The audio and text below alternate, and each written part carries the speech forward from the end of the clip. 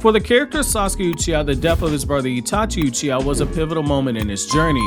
The man whom he spent years training to defeat as a way to cleanse the Uchiha name from the dishonor that Itachi stained it with when Itachi massacred the clan and became branded as a clan killer. That man was now dead at his feet. For the character of Sasuke, who had targeted his anger and his hatred towards his older brother Itachi, everything was seemingly right with the world. Darkness had become light, evil had been defeated, his anger was finally taken away, and he finally avenged the once proud Uchiha clan. However, as we all know, Sasuke, upon learning the truth about the Uchiha clan, will be wrapped up in a cloak of darkness yet again as Obito continued to manipulate Sasuke. Once again, Itachi Uchiha would serve as a catalyst for the change that Sasuke underwent. First, it was the night of the Uchiha Massacre, where Itachi's actions changed Sasuke from being a kind-hearted young boy to being a young Gani, driven by a sense of duty to avenge his clan. Now it would be hearing the truth behind Itachi's actions that caused Sasuke to go from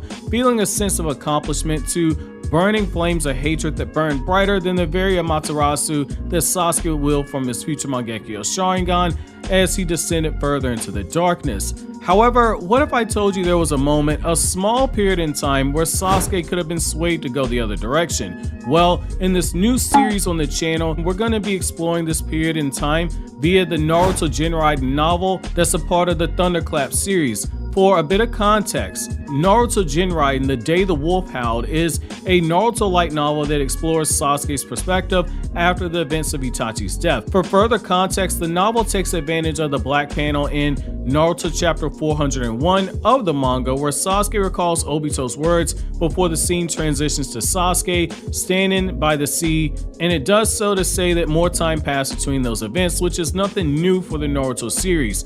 In the past, Masashi Kishimoto, the Naruto author, built in room for filler. When he did so, there would be instances like this, or in chapter 173, where you see Team Asuma eating together and then you get a shot of the ramen stand with no words on it. In the manga, Naruto was eating ramen with Iruka and then goes to check on Sasuke, thus starting the Sasuke retrieval arc. However, the anime milked that one panel to give us the land of TR. Now, with all of that being said, let's get into the novel, which it should be noted from here onward, I'm not going to waste time in the future videos explaining when the novel takes place. If you stumble across that video by accident, I'm going to assume that you know what's going on. If not, you can come back to this video. So in the scene I'm going to share with you guys, Sasuke has just defeated Itachi and is left in a state of shock, replaying the events of the battle. As he looks down at the corpse of his dead brother, Sasuke's intuition is telling him that something isn't right. Itachi's final words, they ring hollow in Sasuke's head. They're a distant echo that he can't seem to get rid of. He'd worked his whole life to bring down Itachi, but the sensation was something that reminded him of times when he was a small child, being lied to by Itachi that he'd train with him next time, before getting tapped on the forehead. It was that feeling all over again. Sasuke couldn't shake it at all.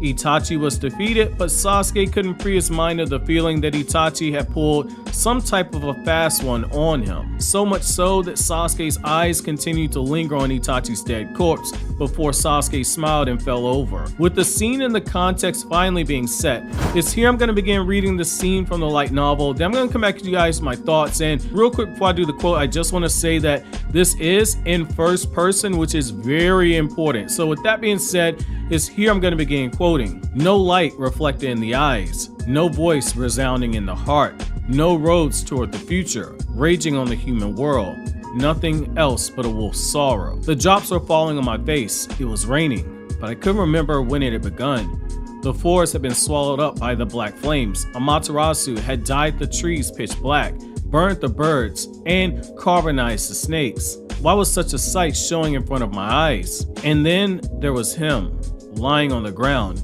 Why was Itachi lying there? Doubts twisting in my mind. Why weren't my eyes stolen? And why is it I'm still the only one alive? I couldn't understand.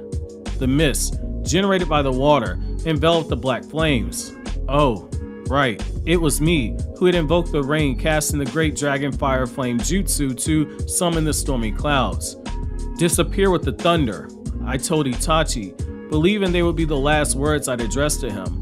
I thought that with that blow, in which I had gathered all of my remaining chakra, I would be able to avenge the Uchiha clan, thus freeing myself from the desire of revenge. However, Itachi managed to avoid Kirin, who I had cast against him with all my might. "You've really become strong, Sasuke," Itachi had said. With heavy breathing and blood dripping from his mouth, he had told me those words. What happened after that? Right. Itachi had evoked a huge creature, the Susanoo. There was nothing that I could do against it because my chakra had almost run out. At that moment, I heard Orochimaru's voice. "I'll lend you my power. I know that you need me, Sasuke-kun. Didn't you have to take revenge on Itachi? Then unleash my powers. Only then you'll fulfill your desire." I had indulged that voice. Orochimaru was inside of me and forcefully trying to get out. I don't remember in the least what happened after that. When I regained consciousness, Itachi was standing before me, covered in wounds. "Your eyes are mine now. I want to savor this moment to the fullest," Itachi had told me. The rain was pouring heavily, and Amaterasu was burning the forest. I lowered my eyes on him, now lying on the ground. I could still feel the touch of Itachi's fingers on my forehead. Why? What had happened? Itachi had puked blood. What happened after that? Even if my blows had completely been rejected by Susanoo, I still had my eyes, and I was standing on my feet. Itachi's bloody hand had reached out towards me while his knees were shaking violently. He had whispered something and reached out to touch my forehead with this kind and awfully nostalgic way of doing it. The second after, he had collapsed on the ground while I was still standing. The black clouds were discharging electric energy. The rain was washing Itachi's bloody hand. The end. The forces, they left my body. It was the end of everything. With that last thought in my heart, I collapsed beside him. The rain didn't seem willing to stop. It kept pouring down, heavier and heavier. It washed away everything. It made the bitterness fade away. It made the hatred fade away. It made everything fade away. Itachi's last words imprinted themselves for an eternity on my mind, which was becoming less and less lucid. End quote. So right there should be one thing that really stands out to you. So in literature, you have a device called the unreliable narrator, where you have to question what the narrator is saying. You have to question whether or not the narrator is in his right state of mind. And it's important to note that this is happening literally right after the battle with Itachi unfolded, right after Itachi has dropped dead at Sasuke's feet. And if you go back to what you saw in the manga, or if you're somebody that's anime, if you go back to that, you can definitely see that Sasuke was in a state of shock at that point. And so questioning what Sasuke's able to remember and what Sasuke's saying right here, it should not drive you crazy. That's the whole point of the unreliable narrator. So with that being said, let's go a little bit further here. So what I really love right here is that we are given Sasuke's rawest thoughts in the immediate aftermath of Itachi being killed. It's a very beautifully written scene too when you really dive into it, whether it be from the whole thing with the setting, with the dark clouds and the rain, a lot of that stuff being used to symbolize death. The same thing with the flames, the position of Sasuke and Itachi's bodies, the way that Sasuke is recalling the small details about Itachi. There's a lot of beautiful stuff here. Now, what I also like here is that Itachi is dead, but the Amaterasu flames still burn and they're destroying everything, which in of itself is very symbolic. So one thing I really like here is the fact that Itachi is dead. Now, I'm a huge Itachi fan, but let me clarify here. So the Amaterasu flames are still burning and they're destroying everything, which is consistent with the manga. And I have to say, which in of itself, this is very symbolic. So depending on what form of mythology you follow, before creation, there has to be destruction. They go hand in hand. Fire is used to symbolize destruction, but it's also used to symbolize rebirth. In this moment, Sasuke stands atop the Uchiha clan hideout next to his dead brother. Sasuke doesn't know it, but he's being reborn in this very moment. I also like how there are very small nods to Itachi secretly being a good guy all along here. So one great example is how Sasuke notes that when he created the Kirin Jutsu, it was specifically meant to kill Itachi. Now, when we dig a little bit deeper, there's actually more symbolism here.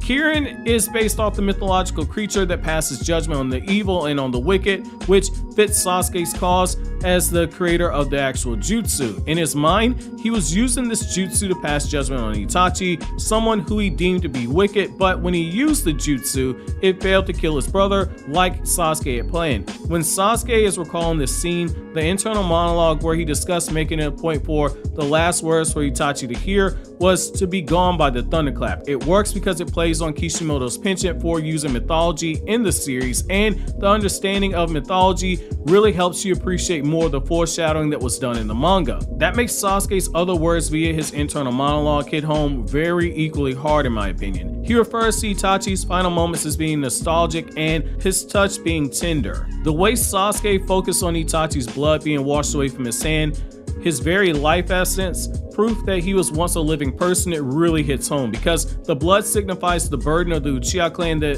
Itachi had carried and the true legacy of the clan that was being washed away as well, that was ingrained into Itachi's very blood and into Itachi's DNA if you look at it symbolically. It's a brilliant contrast in my opinion. So Sasuke, as he's watching his brother's blood be washed away, is recalling the past where his brother wasn't viewed by Sasuke as some evil clan killer, but instead he's the tender-hearted and kind older brother who he loves so deeply.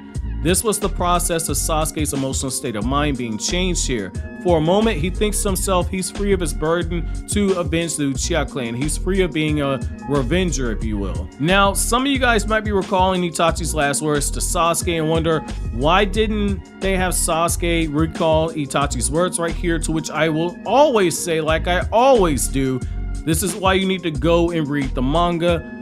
Do not go solely off of the anime. So in Naruto chapter 393, Itachi's words were not audible at this time. The speech bubble is there, but the words are not shown before Itachi smiles and he taps Sasuke's forehead. Sasuke is not shown recalling Itachi's last words until Naruto chapter 402, right before he breaks down crying and awakens his Mangekyo. Now, on a final note, as we close out this introductory video, I want to know from you guys, what do you guys think about this scene? Does this make you view Sasuke killing Itachi any differently? Given this new information, do you believe that if Team 7 had made it to Sasuke before Obito, that Sasuke could have been swayed to remain good? Or would Sasuke's subtle nagging thoughts about Itachi be enough for Sasuke to seek out answers and eventually turn evil? Let me know down in the comment section below how you think that would turn out. Thanks for watching, guys, and as always, make sure to hit the like button for Himawari to keep Himawari smiling. Thanks for watching. Have an awesome day, guys.